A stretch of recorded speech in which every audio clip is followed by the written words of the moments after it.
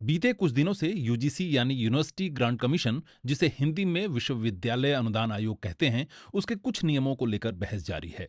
कुछ लोग इसका विरोध कर रहे हैं तो कुछ आवाजें समर्थन में भी सुनाई दी हैं। हाल ही में उत्तर प्रदेश में बरेली के सिटी मजिस्ट्रेट अलंकार अग्निहोत्री ने अपने पद से इस्तीफा दे दिया। अलंकार अग्निहोत्री ने अपने इस्तीफे की वजहों में एक वजह यूजीसी के नियम को भी ठहराया। उन्होंने कहा, यूजीसी के नए नियम एक तरह से सामान्य वर्ग के सभी छात्र छात्राओं को अपराधी घोषित करते हैं। ये नियम जनरल कैटेगरी विरोधी है। 2026 13 जनवरी को जो भारत सरकार का गजट रिलीज हुआ है, उसमें आपने सामान्य वर्ग के अभ्यर्थी जो यूनिवर्सिटी में पढ़ रहे हैं उसको स्वघोषित अपराधी मान लिया। मतलब आपका बेटा या बेटी वहां पढ़ रहे होंगे, उन पे कोई भी फर्जी शिकायत लगा देगा, ये हमसे भेदभाव कर रहा है और समता समिति उसका शोषण करेगी। उत्तर प्रदेश सरकार ने अलंकार अग्निहोत्री के खिलाफ अनुशासनात्मक कार्रवाई का आदेश दिया है, लेकिन इस बीच यूजीसी के नए नियम को लेकर बहस तेज हो गई है। तो आखिर यूजीसी के ये नए नियम क्या हैं और इन पर जनरल कैटेगरी के लोगों की तीखी प्रतिक्रिया क्यों आ रही है? दरअसल यूजीसी ने हायर एजुकेशन इंस्टीट्यूट्स में जाति आधारित भेदभाव खत्म करने के लिए अपने मौजूदा नियमों को और सख्त किया है।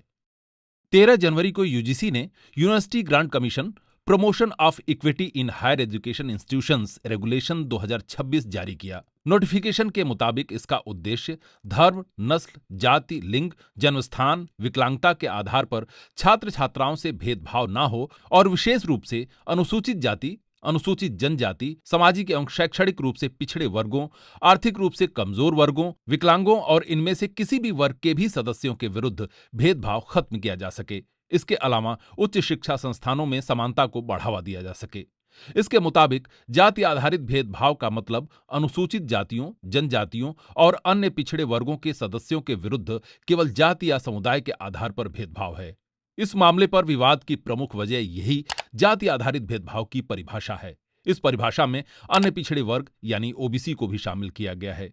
इसके पहले ड्राफ्ट में जातिगत भेदभाव से सुरक्षा के दायरे में केवल एससी और एसटी यानी अनुसूचित जाति और अनुसूचित जनजाति को रखा गया था, लेकिन अब इसमें ओबीसी को भी शामिल कर लिया गया है, जिसका कुछ लोग विरोध कर रहे हैं।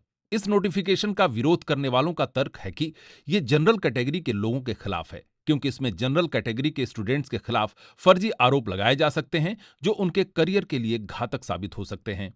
नोटिफिकेशन के मुताबिक उच्च शिक्षण संस्थानों में भेदभाव खत्म करने के लिए एक इक्विटी कमेटी यानी समता समिति बनाई जाएगी, जिसमें ओबीसी, विकलांग, अनुसूचित जाति, जनजाति और महिलाओं का प्रतिनिधित्व होना चाहिए।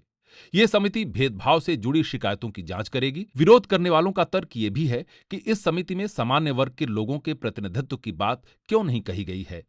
उनके मुताबिक इक्विटी कमेटी में सामान्य वर्ग का सदस्य नहीं होने से जांच निष्पक्ष नहीं हो सकेगी। इस संबंध में कांग्रेस नेता दिग्विजय सिंह के नेतृत्व वाली शिक्षा संबंधी संसदीय समिति ने सिफारिश की थी। उसी सिफारिश के आधार पर ओबीसी को भी इस दायरे में लाया गया है। शिवसेना यूबीटी नेता प्रियंका चतुर्वेदी ने यूजीसी के इस नोटिफिकेशन के विरोध में पोस्ट किया।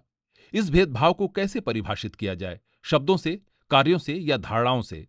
कानून लागू होने की प्रक्रिया स्पष्ट, सटीक और सभी के लिए समान होनी चाहिए। कैंपस में नकारात्मक माहौल बनाने के बजाय मैं आग्रह करती हूं कि यूजीसी की यह अधिसूचना या तो वापस ली जाए या उसमें आवश्यक संशोधन किया जाए। यूजीसी के नए नियमों पर केंद्रीय शिक्षा मंत्री धर्मेंद्र प्रधान ने कहा है कि किसी के साथ भेदभाव नहीं होगा।